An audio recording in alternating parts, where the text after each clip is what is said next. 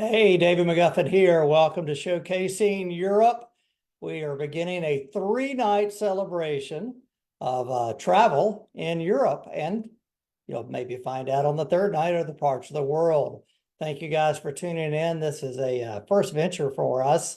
After going through Travel Talk Tuesday for over 3 years now, we're going to do just a few episodes each year to kind of promote our tours and to tell you some travel hints and everything else. Tonight, our topic is Scotland, Ireland, and Wales, London, Paris, and Rome, Germany, Austria, and Switzerland, and Christmas markets. Now, when I started assembling this, I didn't really know, I didn't really have a timeline of how much time everything would take, but I was very proactive on the first part on Ireland and everything. And so the first portions are a little bit longer than I anticipated, but not so much. And then it kind of whittles down at the end, promoting the tours, the Christmas markets, and everything else. I hope to have about 45 minutes of material here to talk to you about. And I'll also have a couple of 3 giveaways that I'm going to be doing tonight's show, and also some specials. I do these travel shows. We do 6 of them around the United States this time of year. And this is the first thing I show everybody. And that is, why are you going to sit here and listen to me talk at this show or on tonight? And it's because I spend 150 days a year with people just like you, traveling around Europe, showing them around. We have a team of 6 or 8 other tour guides as well. But I'm right there on the ground with you, and many of you I know have traveled with me, so thank you for that. But I want to share our best destinations, my best food, culture, and experiences all over Europe. Right here, I'll just comment on this, is in Dublin at our Jamie Oliver's restaurant where we're there. This is, we're standing on the Champs-Élysées. In Paris, our tour bus in July in Tuscany. And this is wine tasting in Tuscany, eating in the Amalfi Coast. And these are my friends, the La Rosa family, that we're in a Chianti Classico area in Greve, Chianti.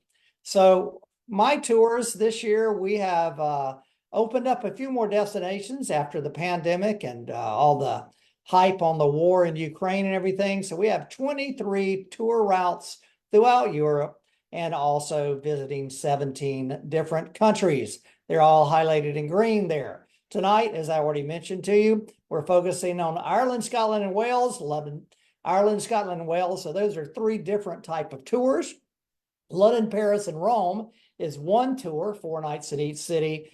The Germany, Austria, and Switzerland is 1 tour as well. And then we have 3 Christmas market tours that we do between the end of November and Christmas.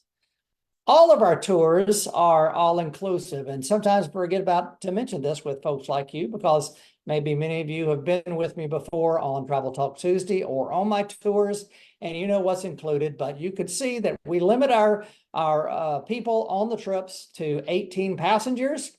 We try to stay downtown in central located hotels when we are in big cities. And then, of course, we use a lot of family-run hotels that we go back to year after year after year. In the countryside, we have comfortable transportation. Sometimes it's boat, trains, airplanes, and buses. So it just depends what's the best mode of transportation between point A to point B for our sightseeing opportunities. We have breakfast every day. We cover about half of your dinners and or lunches on the tour. So that means half of them that you pay for as well. I try very hard to have some fantastic dining experiences. I love wining and dining, and I like to pass that on to those that are traveling with me. We include all the sightseeing, admissions, local guides. We have guided tours as well. We also have some audio guided tours that I put out this year too. For example, like in the Colosseum in Rome, that we hope it will help facilitate the passage through all those lines with tour lines and everything else. We give you about 40% of your time is free to go out on your own and have dinner on your own, maybe, or a free afternoon. We have fun and professional guides that are with you on all the tours, that are with you basically 24/7 the whole time. Tips and gratuities are included in our tours, And one price we think covers it all except your airfare getting there, those meals that we don't pay for, and any snacks and souvenirs that you may purchase. Tonight we have a special that I'm giving away, and when I go to these travel shows around the country, we have specials too. And tonight we have a $100 off any tour that I'm talking about tonight. And you need to, if you're interested in being a part of that, if you'll let us know by 3 o'clock tomorrow Eastern Daylight Time, that'd be great, and we can apply that $100 off of any tour that you sign up for in the next between now and 3 o'clock. And then the other option that I'm given, the discount, is something I've come up with for a Christmas markets tour. We do 3 of them. And if you do any 2 of them, you can choose the second one at 1/3 the price. So the first one sells at $37.89. The second one sells at $24.59, which is a 35% savings. So look at that and see, and of course, contact myself or Leslie, who's right here as well, and we'll try to help you out through that. But those are the specials for tonight. So without further ado, let me talk to you about our Taste of Ireland tour. Taste of Ireland tour begins with in Dublin. There's 2 days in Dublin. We visited the essential sites in Dublin's fair city. You know, Ireland's a country of about 5 million people. About 1 million live in the vicinity of Dublin. We had some great food at the Old Storehouse. We visit the Guinness Storehouse as well. And then we go to some of the famous sites right there in Dublin's fair city. On the River Liffey, there's a famine memorial. We see the Book of Kells and the Trinity College Old Library. And this is visiting the Guinness Storehouse, where you get an authentic pint in this bar that's up above the ground about 7 stories. Your adventure starts right here with David McGuffin's Exploring Europe. You need to come to Dublin with me. And then from there, we go one night we go to Glendalough. Hey, David McGuffin here. Welcome to Ireland, County Wicklow, and St. Kevin's Monastery at Glendalough.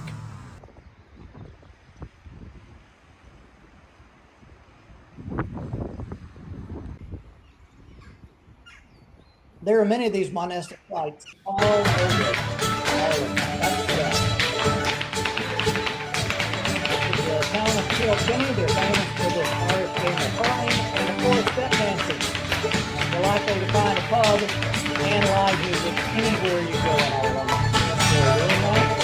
I also enjoy taking people to my favorite Italian restaurant this side of Tuscany in Kilkenny. It's called Rinuccini.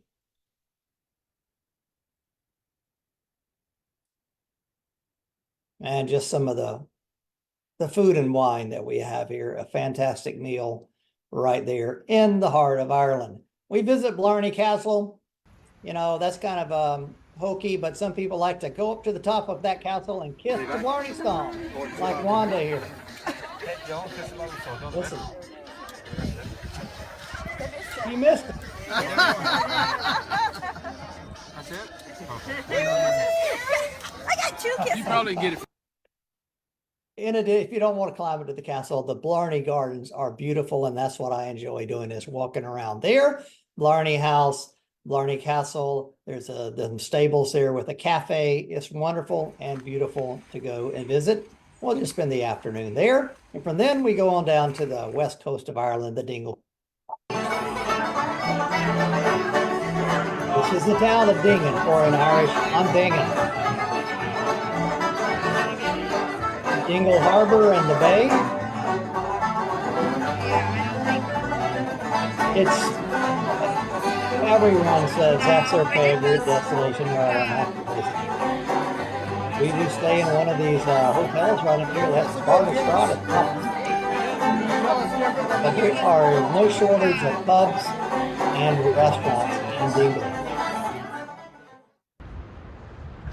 Leslie, standing here, took this video with her phone. In November, a few years. Yeah, I've never got it. Hey, David McGuffin here, back in Ireland on the Slayhead Drive, my favorite place in all of Ireland, the southwest coast here on We always get out of our bus. and Behind me everybody walks is the Atlantic because it is Ocean the and the most great beautiful sight, Blasket and a Island. little quarter-mile walk in all of Ireland. Looking out to the Blasket Islands. That's a spyglass looking over to one of the places where the Star Wars movie series saga was filmed. One of my groups at that same area of Slayhead. Hey, David And McGuffin from there, here. we Welcome cross the to River Shannon, County going into Clare, County Clare, Ireland, the the Cliffs of Moher. Moher. A little bit sea fog today, windy, but really dry. So what a great day. It's a different experience every time I arrive here. Hope you enjoy this little look around the Cliffs of Moher.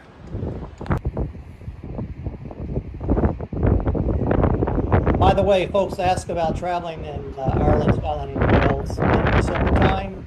This is the summer, and you saw what I was dressed in. So if you are tired of being hot and sweaty south of the Alps in Spain and Italy, come on up to Ireland, Scotland, and Wales. It's beautiful and wonderful weather. Galway City. This young lady is what's known as a busker.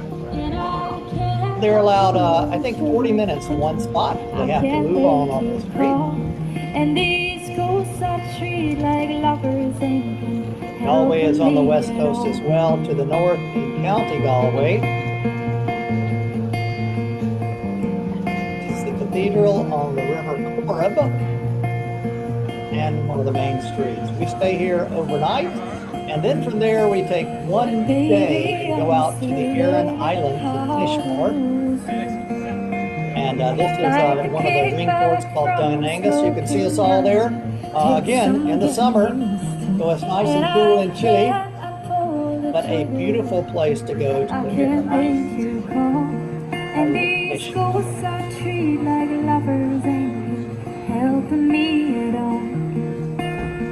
Baby, I'm still You might think those are the learning cliffs of how Moher, but they're not. to Those are the cliffs of Fishmore. Baby, I'm still learning how to lose you. Baby, I'm still learning how to lose you. Baby, Clara, I'm still learning meaning of the Clara ring. The Clara is a little neighborhood in Galway where the fishermen once resided. Thank you. From there, that's the end of our Taste of Ireland tour. From that point on, our tour continues on to the north from Galway up to Westport, to Derry, to Portrush, to Belfast for another 4 days. And I'm kind of listing the prices on the side here because you can see the total cost that is our advertised cost, not counting your $100 discount if you want to get that in the next few hours. And then I've also listed the price per day because it's a pretty good value, and you can see the longer the tour, the fewer amount of dollars that it costs for that. Anytime you go into Northern Ireland or anything that has a sterling, pound sterling, the price goes up because the money value goes up with it, US dollars. This is Kylemore Abbey, which will be the first place we stop, and we'll visit this in the Connemara National Park. I think this is some video here. Yep. Hi, David McGuffin here at Kylemore Abbey. I hope you enjoyed this look around an ancient monastery and a manor house.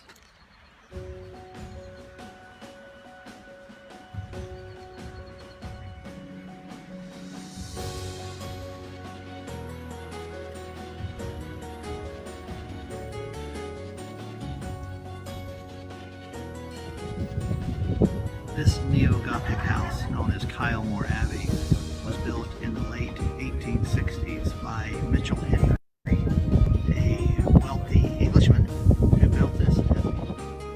From the Abbey front door has magnificent views over the Connemara Mountains.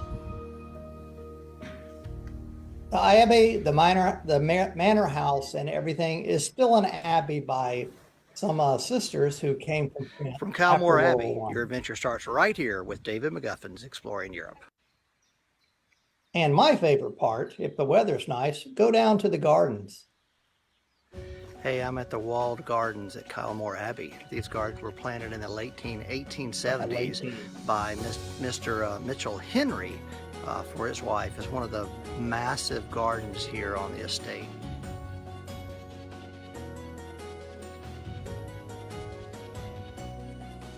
That's peat or turf, which has been cut.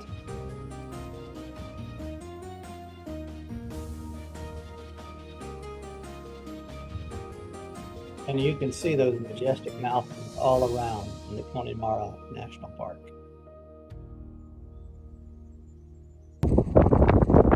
Hey, David McGuffin here. We are at the Dulac Valley here in County Mayo, Republic of Ireland. This is a memorial here about a group of people who on March the 30th, 1849, marched down through this valley and many perished. There was a whole lot more to that story, which you'll learn on that tour. We go to Westport as well, which is just a nice town to stop over in. It's the home of the Chieftains. Matt Malloy is one of the main members of the Chieftains, and that's his pub. And you often get to see him right there in person. See the mill wheel over there? Leaving, going north, where the Northern Ireland Bush Mills, famous for Irish whiskey. And maybe fishing. Who knows? That's their symbol. We also visit Londonderry or Derry, which is right on the border of Northern Ireland and Ireland. And back in the day of the Troubles in the 1960s, 70s, 80s, and 90s, there was a lot of conflict between the Irish Catholics and the English Protestants or the Irish Protestants. Nowadays, it's perfectly safe to be there. But we take a walk around the walls with a local guide and get a little bit of that history and the history of the walled city itself.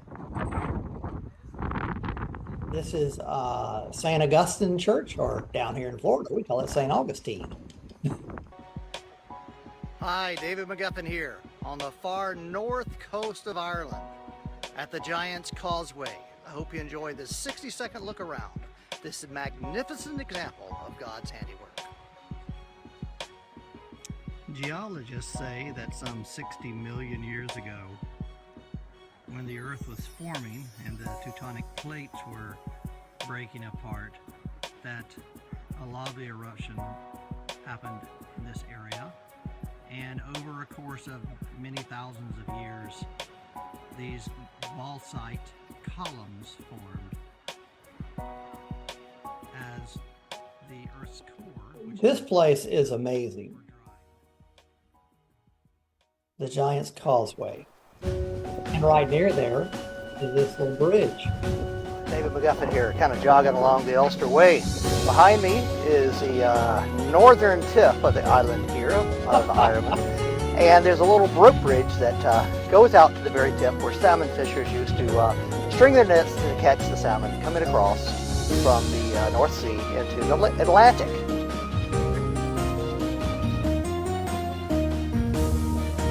The islands you can see in the background are Scotland.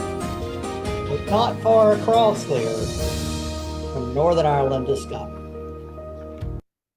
From there we go to Belfast, the big city in Northern Ireland, the home of a big port, and also the place where the Titanic was built and constructed and left for its maiden voyage. We all know that it left Belfast, went to England, and then called in Queensferry down in Ireland, and of course sank in the Atlantic Ocean after hitting an iceberg.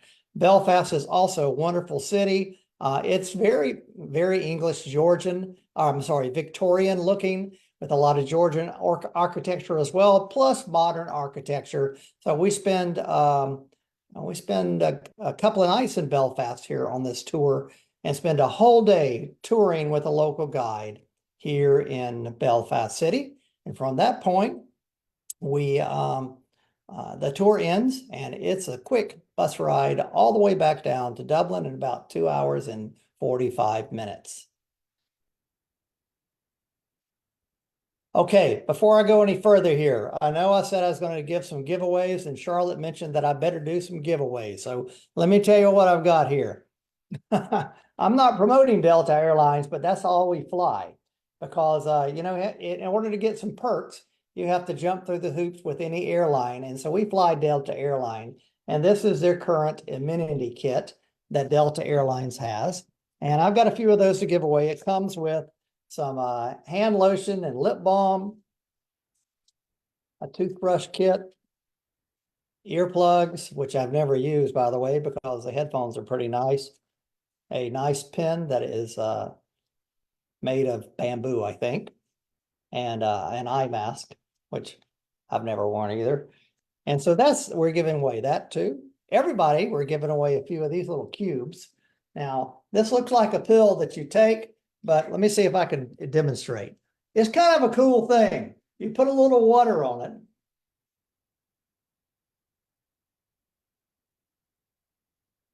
And it grows like a worm, so my grandkids would love it. And it turns into a towel to wipe your face or anything else. Although that's a pretty good thing. So I've got a bag of about 1,000 of those. So I'm gonna throw that in. So I'm giving away 2 of these Delta amenity kits.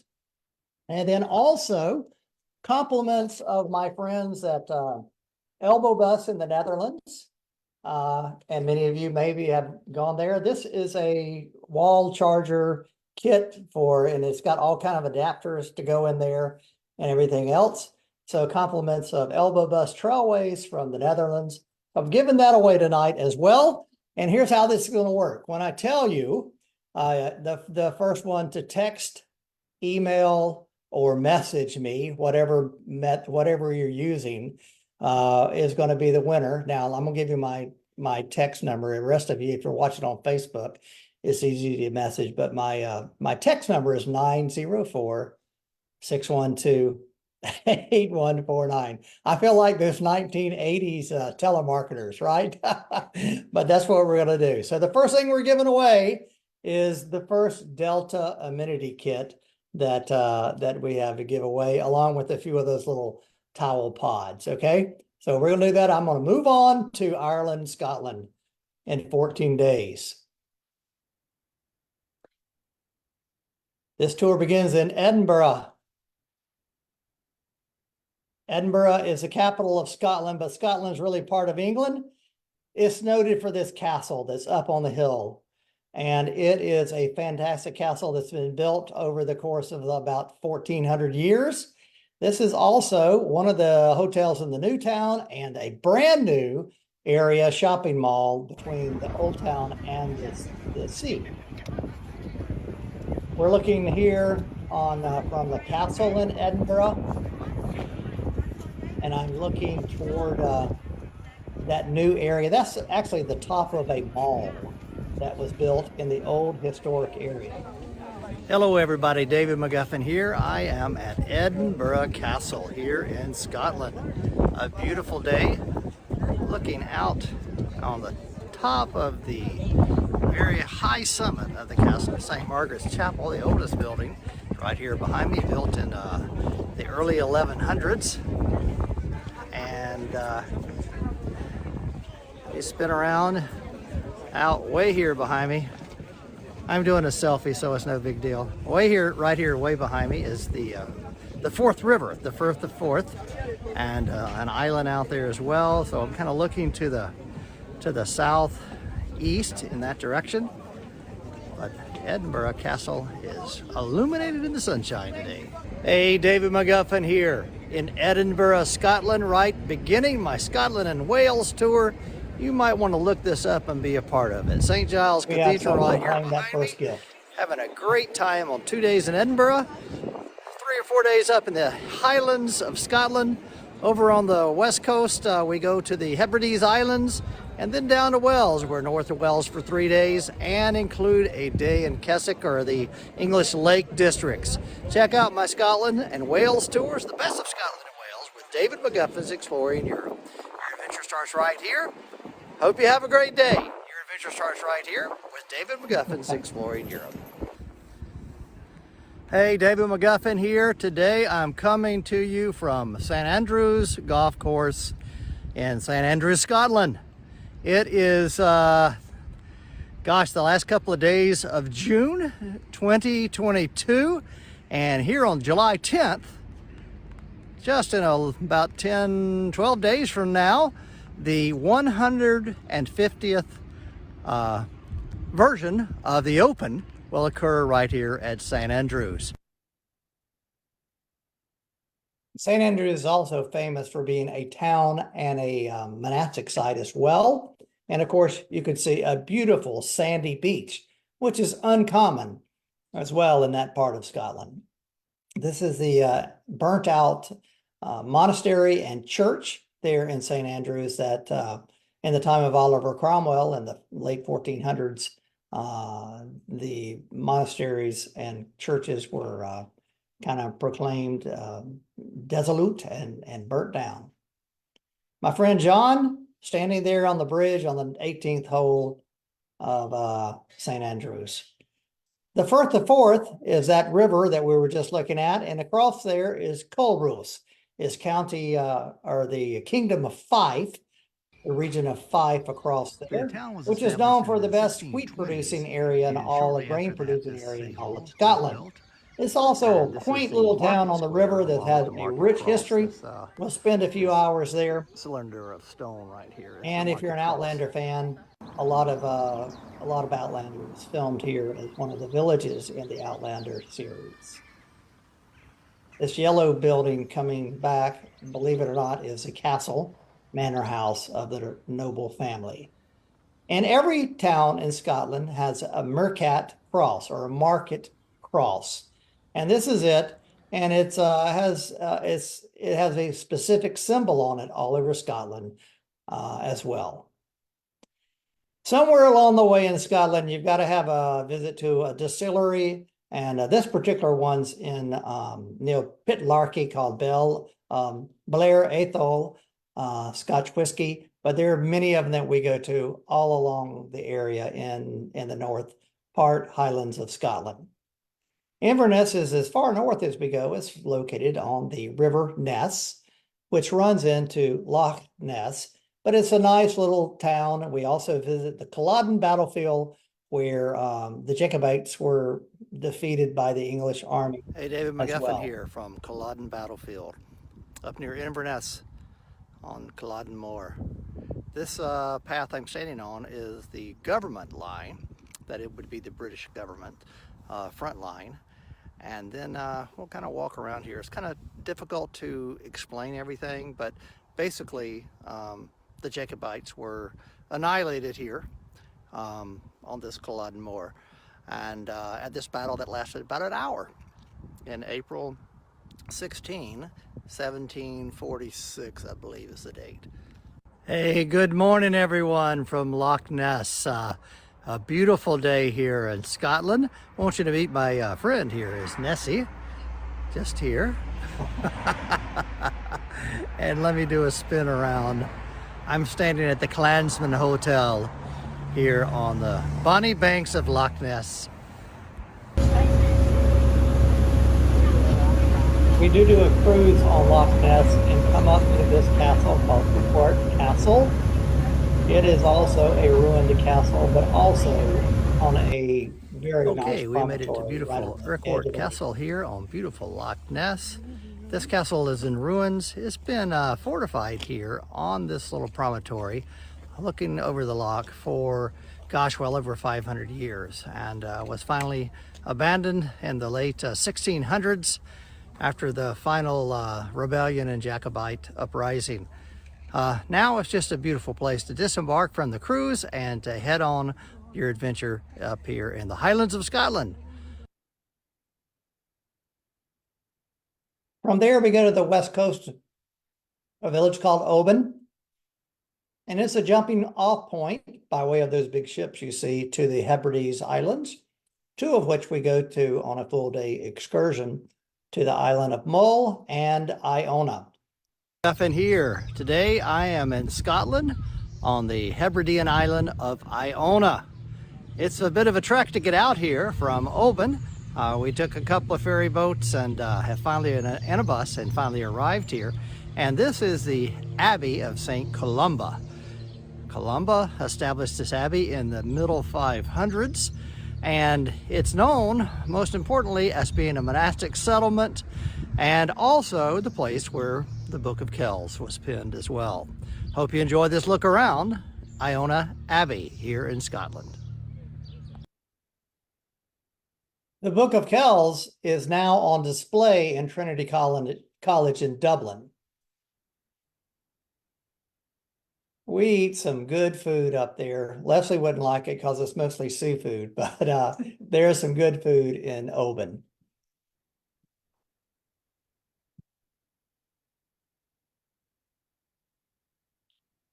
Yeah, I don't see any meat on that thing. Oh, those oysters look really good. That's a fillet of hake. Oh, there's a sirloin steak. And that's looking back to Oban across the harbor.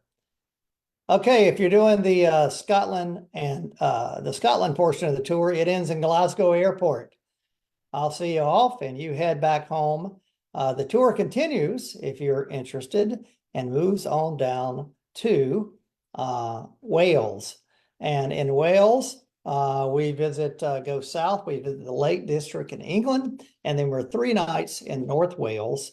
So those 18 days are 66.39. That's a pretty good bargain, 368 a day. And, you know, it's the best of the Celtic world.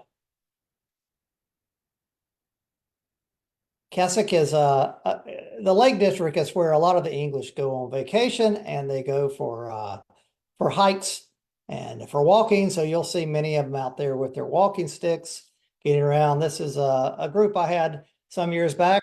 Hi, David McGuffin here from the region of England in Cumbria. I'm right outside of Keswick, and I'm at an ancient stone circle called the Castle Rig Stone Circle. It's about 4,500 years old, built during the Neolithic age. It has purpose because farmers back in that date built this to determine the rise and setting of the sun on the solstice, and for several other reasons. And this is a great place. Hey, just look around here. The countryside is fantastic. Sheep all over the place, green fields, green mountains, 40 shades of green here as well. We stay in this little B&B often there in Keswick, which is a wonderful place to stay. And of course, it's a quaint little English town. All pedestrian, no cars in the middle of the area. Only a delivery truck, it looks like. And from there, we head south to North Wales. This estuary of the river is low tide, obviously, here. Looking across the river in the estuary to where an ancient castle was built on the hills on the far backside. My friend the seagull looking upriver. Boat stranded by the low tide, and across the modern bridge to the old Conway Castle. Again, built in the... As I mentioned earlier, this castle and the town walls were built in 1283. It only took the English 4 years to build this, the entire castle and the town walls, which is about 1.3 kilometer walk around the exterior of the walls. There's a ditch on the outside of the walls as well. The English lived inside the castle. The Welsh were, of course, outside. The English were defending against some poor attacks for the Welsh, but eventually the English took over the entire lands. This is the lower gate going out to the harbor, and as you can see inside the town, it was a perfectly charming English town. Even today is pedestrian friendly and got plenty of souvenir shops and whatnot, as well as being such a quaint little place.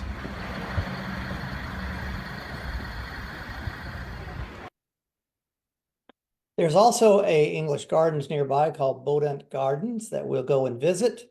It's the gardens of a rich English land baron, and but they are beautiful to go into. just some examples of the Welsh countryside as well. This is called the Trefu Mill.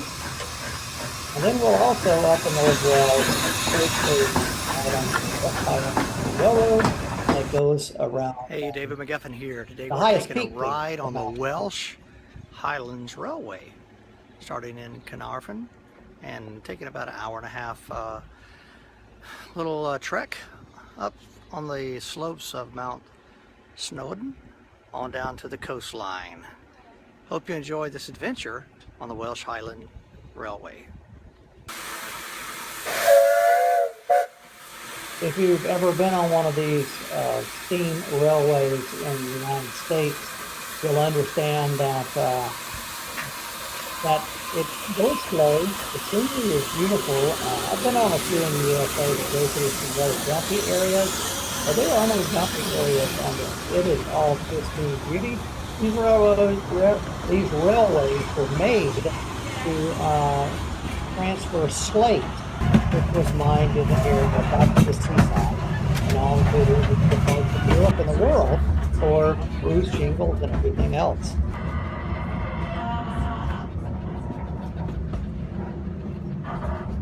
Mount Snowdon there, the big green one sticking up. You can see everything you have to do.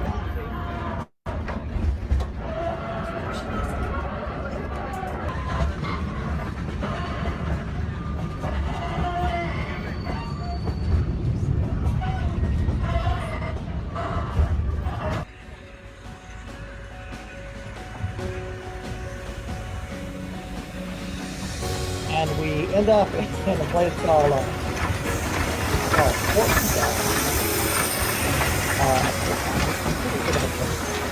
but it's on the other side of that peninsula. That's a wonderful day out of the Welsh. So from the Welsh Highlands Railway, your adventure starts right here with David McGuffin's Exploring Europe.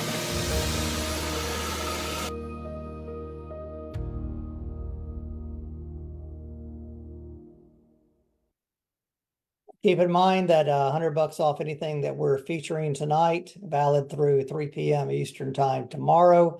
This was about the time I realized assembling this that I had way too much time invested in this. And so everything from this point on is going to move pretty quickly. So I want to talk about London, Paris, and Rome in 13 days, 4689, that's 360 a day, 4 days in each capital city. We visit London, of course, the home of the Parliament, and this tower which houses the bell called Big Ben. Let's see here. There's 7 minutes of video here. I'm going to scoot along a little quick. Hey, David McGuffin here from Trafalgar Square, my second day in London. When I was here yesterday reporting this work of art here behind me, the big thumbs up, was under scaffolding and not displayed. Apparently they've unveiled it today. It's on the fourth plinth. It's one of 4 pedestals that are in Trafalgar Square. And this one's dedicated to works of modern art. So I give Trafalgar Square a good thumbs up. Hey, David McGuffin, your adventure starts right here with David McGuffin's Exploring Europe. Hey, David McGuffin here. We are in Trafalgar Square, 2 days before the coronation of King Charles III. That was last May. The 5th of May. We're having a great time. We've explored Windsor Castle today, and this place is alive and the weather is wonderful.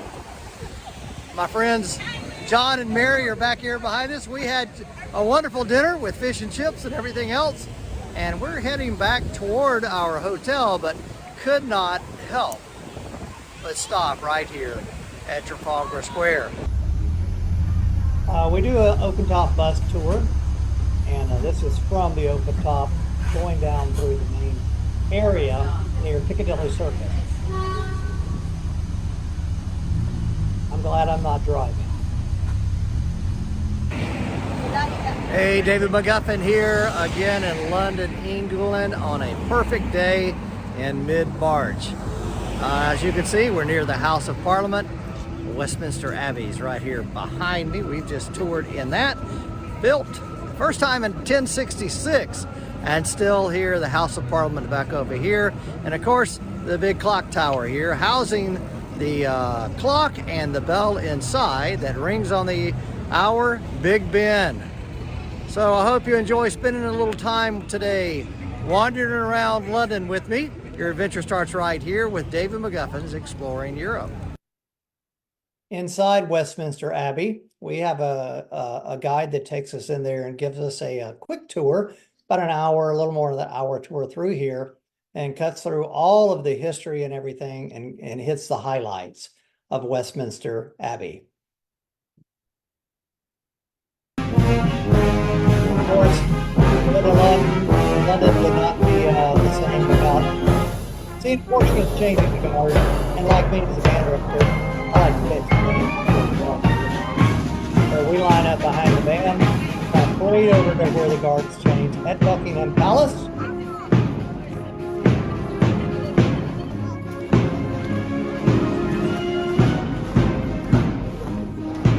I'll just give you one brief shot coming up here of Buckingham Palace with the crowds around it.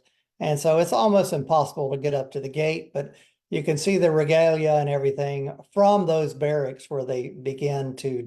Hey, David McGuffin here at the Tower of London on a beautiful June day. Look at this weather. It is about close to 80 degrees and we're looking down at the moat. You know, beautiful. The Tower of London, built by William the Conqueror, 1066. What a beautiful day in London. Hey, your adventure starts right here with David McGuffin's Exploring Europe. Crown jewels of England. You will get a tour by one of these guys or ladies, the beef eaters. And it's right on the River Thames, the tower. This is the Tower Bridge. And we'll also take a little cruise back to where that Big Ben was as well. This is just some of the typical pub food that we have in London. It's not your typical bland stuff that we kind of think of. It's some good food that we have. This is the London Eye. Hey, David McGuffin here in the charming village of Windsor. We go out to Windsor, which is the official residence was of Queen Elizabeth. And I'm not sure if that's where resides or not. But they also have a band guard every day as well. Hey, we're changing guards at Windsor Castle right here.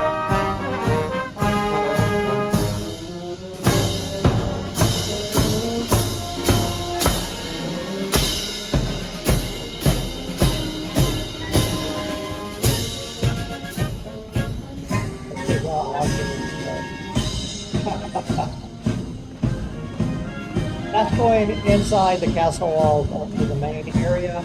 This is the St. George Castle as well. Whoa. Royal Barbarian. Boy, he almost slid on that grate. That's Philip and across the river in the Suffolk area, right across from the Tower of London, it's the Borough Market, which is famous worldwide for being a wonderful place. Go during the day and get fresh food to take home and cook, and also to show up and get a wonderful and affordable It's called the Borough Market near Suffolk Church. That's spelled mouth-water. I've not been on the London Eye for a long time. And believe it or not, I've probably been to London 100 or so times, but this is only my second time being up here in the London Eye. We're in the River Thames right here behind us. We're at the apex of this London Eye, the great, huge, almost Ferris wheel-like structure right here on the south bank of the River Thames. We're looking back up the river, and behind me is a whole lot of the structure you can barely see. Right over here behind me, a little bit of Parliament Hall and Westminster Tower back there with the flag flying. We'll do a lot of riding on their subway called the Tube. And you may want on your free day, you go out to the Harry Potter Warner Brothers studio. It's kind of nice. First time I'd ever been there, just this past year. And I was impressed. And it takes a lot for me to get impressed about a fictional character named Harry Potter.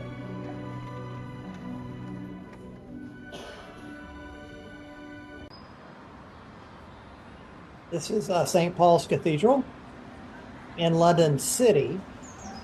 So London has a lot of different boroughs or little communities, but this is London City. You may want to go to Chinatown, and it's authentic Chinese cuisine as well, or taking a West End show. We went to see what was that movie? Grease. That's what we went to see. Hey, we're right in the midst of our London and Paris tour, 4 days in each city. We just completed the 4th day here in London, heading on the Eurostar to another continent and another language and another experience, 4 days in Paris. So we hop on the train the next morning, and in less than 3 hours, we are in Paris.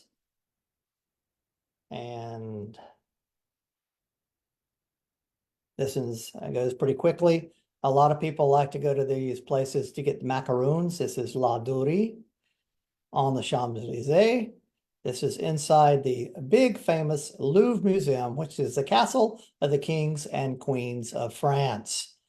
Now is for all the people to go into. Of course, the most famous work there, the Mona Lisa by Leonardo da Vinci. Up on the hilltop is called Montmartre, and the Mount of the Martyrs. And this is also the most famous church there, Notre Dame of Paris, which many of you probably know that the roof burnt down a few years back. And even as late as when I was there in June and July last year, there's still under construction. They're trying to make sure it's all finished by the time the Olympics show up later on this year. The Seine River, we take a cruise on the Seine. Of course, we visit the Eiffel Tower, have an opportunity to go up to the second level and the top. And it is a beautiful time to do that. Hey, David McGuffin here, coming to you from Paris, up on the hilltop, 200 meters above the Seine River at the Sacré-Cœur Church, the Sacred Heart Church. This church was built in the late 1800s and is very famous because it is a site that houses the Eucharist, the body and blood of Christ, and it's prayed over many, many hours per day. Also up there is where plaster of Paris originated, and also there's some windmills up there as well that were used for grinding. Hey, David McGuffin here at the Palace of Versailles, which was also the summer residence of the kings and queens. This is the famous Hall of Mirrors in Versailles. So you see the mirrors on the left-hand side, the windows on the right-hand side, and these famous crystal chandeliers. Okay, we finish up our little tour of Versailles here in the massive gardens that are, gosh, many, many, many acres that stretch on for a mile or more through here. Let me do a quick spin. Looking just up here behind me is all of the Hall of Mirrors and everything, looking out on this beautiful French gardens here. So from Versailles, your adventure starts right here with David McGuffin's Exploring Europe. Thanks for sticking around and sharing it with me. I promise it's going fast now because I've been to Rome. I said I was somewhere 100 times. I bet I've been to Rome, 150 or more times. And so Rome is probably one of my favorite cities. Italy is definitely my favorite country. And this, of course, is the Colosseum in Rome, famous, built in 80 AD. So this is, as you know, one of the most widely recognized icons of all of Europe. The Colosseum here. Just one little section of stones, how the seats would have been placed. And you can imagine that all the way around, up for 6 levels. So just like today, the cheap seats were in the nosebleed section, but everyone was entitled to come in here if they were citizens of Rome. You can look and you'll see over here there's a partial stage, or what would be the floor of the Colosseum built, that you can kind of get an idea of how it would be. And the floor would be covered with sand. Now the word for sand is arena. So hence we have the name arena for a round stage area. Your adventure starts right here with David McGuffin's Exploring Europe. Hey, David McGuffin here, inviting you to take a 60-second look into the Roman Forum and the Palatine Hill.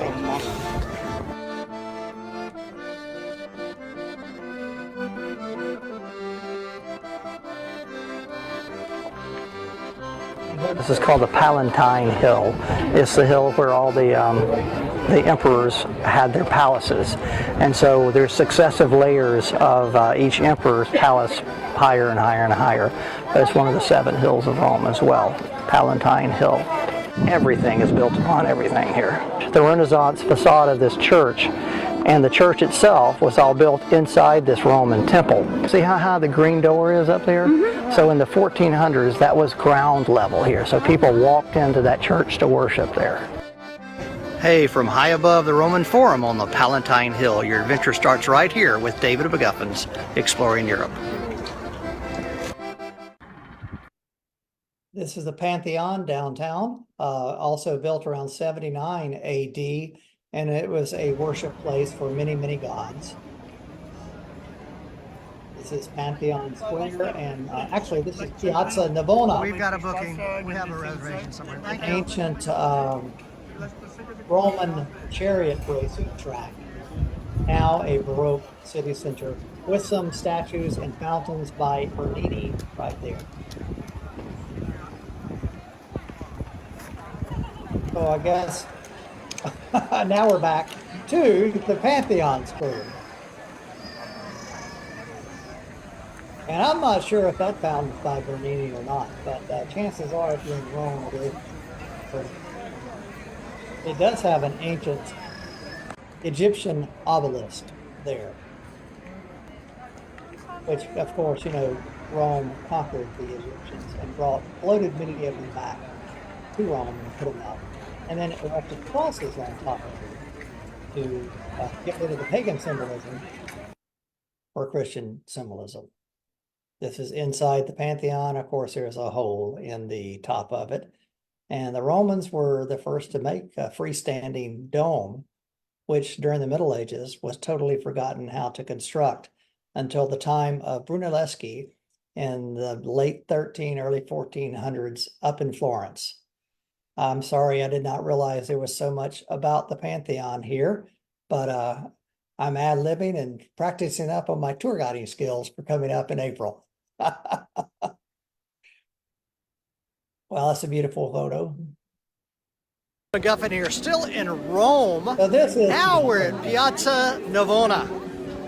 Back in the day, in the Roman Empire, in the 1st century AD, this was a stadium where athletic games were put on display. And I think that, so over the centuries, the name Avone, which means a stadium of athletic games, was kind of translated and transfigured into Navona. And it's become a Baroque center with this church behind me. It's called St. Agnes in Agony. We have an obelisk and... So that's a whole lot of information that you don't really need. I'm leaving there because that's London, Paris, and Rome. Germany, Austria, and Switzerland is coming up in about 3 minutes time. You can see that we begin in Vienna and make our way all the way over to Munich. This is Vienna, Austria, home of the Habsburg Empire. Here I am talking in Salzburg. Let me just... Hey, David McGuffin here. I am in Salzburg, Austria on a picture-perfect day. And I cannot resist stopping and taking the opportunity to promote my Germany, Austria, and Switzerland tour, one of our 24 tour routes throughout Europe. Now, this tour begins in Vienna and ends in Munich, and it's 12 days of fitting in the best of Austria, of Germany, and Switzerland. We spend 2 days in Vienna. We spend 2 days right here in Salzburg, Austria. We spend a day over near the Castle Neuschwanstein in southern Bavaria, and then down to the Swiss Alps around the Lauterbrunnen Valley for a couple of days. Finally, we come up to Rothenburg, Germany, in the northern part of Bavaria, and we end our tour with 2 nights in Munich. Boy, check it out, because it is a great itinerary. Europe is open. Everything is perfectly fine to come and travel. We'd love to have you travel with us. Hey, your adventure starts right here with David McGuffin's Exploring Europe. So quickly, Christmas markets tours. I have 3 of them. I mentioned it at the outset of this. We have 3 back-to-back. They're each 8 days in length. They begin on a Sunday and end on a Sunday. And there's 3 different routes. There's only duplication is in Munich for maybe a day when we transition from one to the other. So my offer this year is 35% off the second tour if you take 2 back-to-back tours, meaning that you're doing 2 weeks doing this. The first tour is what I call my Germany, Italy, and France tour in 8 days. All of them are $37.95. You see, it's a bit more expensive than all the others, but it's a bit more expensive to stay during the holiday season. This is in Strasbourg in France. Also Strasbourg. These are the wine areas in the Alsace wine area of France. So that would be on the west side of the Rhine River. We'll tour a winery. And of course, this is Kleberg Winery. And of course, have some wine tasting as well, and have a good dinner that night in Strasbourg.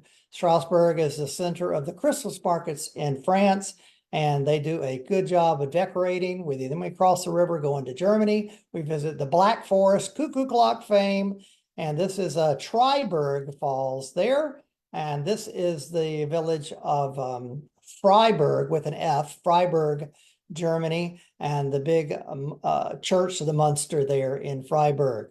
My friend Randy and I, we visit Lindau, which is on Lake Constant, or the Bodensee, in the border between Switzerland and Germany. We also just dip in and have a look at the Castle Neuschwanstein in the village of Schwangau, and then visit with my friend Herman for dinner in Reutte, near Reutte, Austria. There's some ladies having fun after dinner as well. This is the Alpen Hotel Ernberg that we stay in, and this is an example of our bus. My friends at Iro Riesen, the tour company, bus company that we use when we're traveling in that region. We go down to Italy, cross into the Dolomite Mountains, and visit the town of Bolzano, Italy. And it is fast becoming one of our favorite destinations on our Christmas markets tours. We encountered a whole lot of snow there, but it didn't impede our traveling. We made it in Munich, and we had the biggest snowstorm in centuries in Munich. And this is our group near the Maypole in Munich, right before we had dinner. And that was that. We also have a classic Christmas market tour that begins and ends in Munich, and it visits Munich, visits Salzburg, Austria, Innsbruck, Austria. We visit Rothenburg as well, which I kind of described on the Germany and Austria tour. And Rothenburg is a famous city, famous for Christmas. This is the Cathay Wohlfahrt, which they sell Christmas ornaments all year round, but at Christmas time, they just overflow and fall out the door there. Glühwein abounds everywhere. And this, I think, that's in our neighborhood in Munich just this past December, because there was so much snow there. The third Christmas market tour is a Christmas market called Central Europe. We begin at the Munich airport, and we immediately go to Nuremberg, which is the biggest, largest Christmas market in all of Germany. Then we visit Prague. This is me in Prague. I look a lot younger there many years back. And this is the Prague Cathedral there. And this is the church in Nuremberg, Germany, which is where I said the famous Christmas market is. And here I am in Prague as well. Charlotte and I on on Charles's Bridge in Prague, looking back toward the castle up there on the hill with all the cranes up there. Prague's a beautiful Baroque Habsburg city. This is in Budapest. They're kind of out of order, but in Budapest, still on the River Danube, but as far east as we go, a beautiful, and I think I just took these last month as well, a beautiful cathedral and castle up on the hill of Buda and the new town of Pest. This is the castle promenade up in Budapest, looking back over to the House of Parliament on the Pest side of the river. And then we end up in, well, this is this is not part of the trip. We're not going this far, but it's pretty as well. And here we go. This is Budapest and Prague. This is Prague right here. And this is also Prague, and the bridge again in Prague, Prague, and Vienna. That's the one I forgot. Vienna, Austria, another Habsburg city. This is the town hall in Vienna, and some of the street decorations in Vienna. Thank you guys for hanging with me tonight on Showcasing Europe. We'll be back tomorrow night talking about some of the lesser attended tours that we have exploring Europe, which are Spain and France and the best of the Med and a couple of others. We have some more incentives and everything else. Thank you guys for hanging in there with me. I appreciate your time, and I hope I'll see you tomorrow night, 7:30 Eastern Time. Your adventure starts right here with David McGuffin's Exploring Europe. I can't find her. I might be going away. Ciao, arrivederci.